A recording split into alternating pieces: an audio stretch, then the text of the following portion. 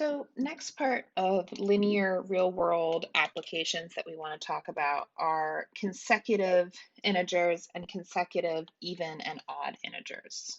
So for this, we want to take a look real quick at a number line. So on the bottom of your page, if you have a little bit of space, draw a number line real quick. Okay, so just a rough sketch of a number line will be fine. So what we mean by consecutive is basically next to each other. So when we're looking at a number line and we're talking about consecutive integers, so what I have written on the number line is all integers, right? No decimals, no fractions, but we can have negatives. So if we're looking at this number line and we're trying to find some consecutive integers, an example of that would be 2 and 3. They would be consecutive because they're next to each other. Another example might be -4 and -5. Again, they're next to each other there. Okay. So if our first consecutive integer is defined as x, we want to define any kind of random next consecutive integer. So we're going to do that by looking at these integers on the number line. So 3 and 4. And we're going to look at how far apart they are. So to get from 3 to 4, we went one space on the number line. If I want to get to the next consecutive, 4 to 5, I went another one. So 4 was 1 away from 3, our starting point. 5 was 2 away from 3, our starting point. So if x is our starting point, the next consecutive integer is going to be whatever x is plus 1. So x plus 1. And then we're going to go one more. So x plus 1 would give us x plus 2. Okay, and we can follow that pattern, right? We can do another one, and our next consecutive integer would be x plus 3, and so on down the line. Okay, so what if we're only looking at even or odd integers? So let's play this game with even or odds. Let's go ahead and work with our evens first. All right, so I'm just going to go ahead and highlight kind of what we consider our evens on this number line. Okay, so if we start with, say, 2 as my first even number, and I go to the next consecutive even number, right, 4, I had to actually move 2 spaces on that number line to get there. So if we're thinking about this in the x sort of situation, if x was my starting point, I'd have to move 2 spaces to get to my next consecutive even integer, all right? And then we can continue the pattern, plus 2, x plus 2 is x plus 4.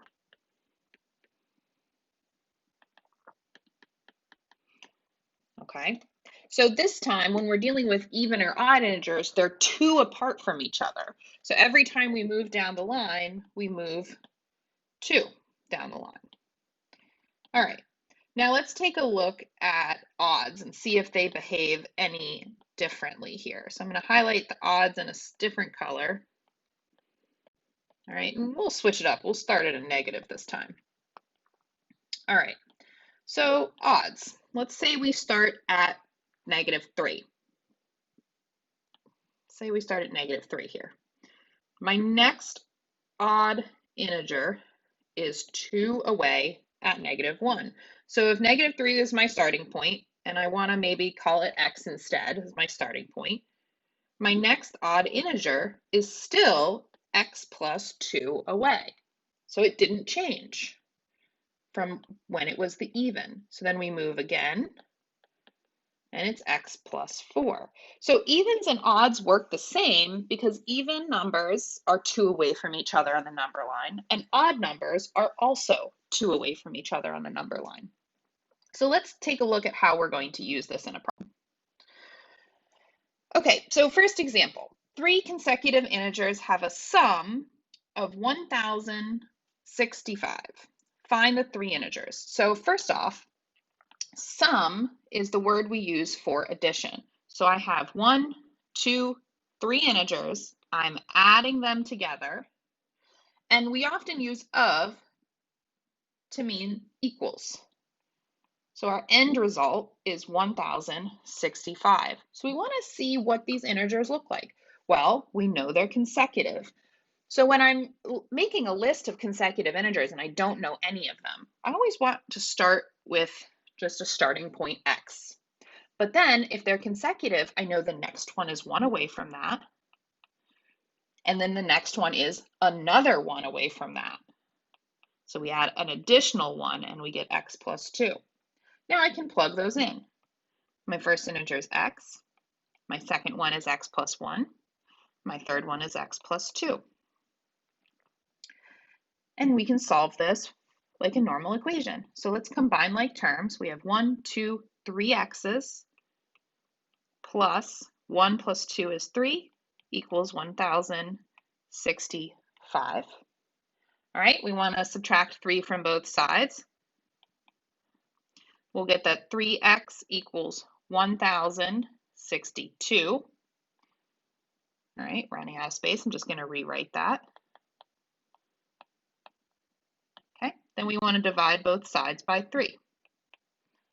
And we get x equals 354. But remember, we're not looking for just one number, we're looking for 3. And we said that x is just our first one. And I like to write these in set notation. So if our first one is 354, our next one is that plus 1, 355. And then our next one is that plus 1 again, 356. Okay, next one. 2 consecutive odd integers have a sum of 468. Find the 2 integers. So we want to remember that odd numbers are 2 apart on the number line. So we have the sum of 2 odd integers, and when we add them together, we get 468. So we want to go ahead and represent this situation. So just like before, our first one is always going to be x, and now we just have to remember we're dealing with odd numbers. So the next one is 2 away from that, x plus 2. So we go ahead and fill that in. X and x plus 2 describe our integers. So we get 2x plus 2 equals 468. Subtracting 2 from both sides, we get 2x equals 466. And we can divide both sides by 2 to find that x, so we're moving up here, equals 233.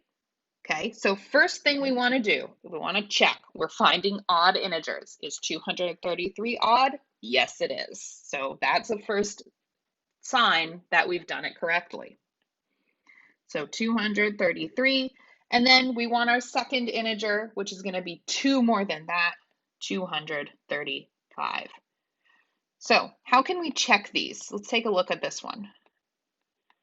Well, these two numbers better add up to 468. So all we want to do is add them together, make sure we get 468, which we do, and we're good to go. So we've checked our work.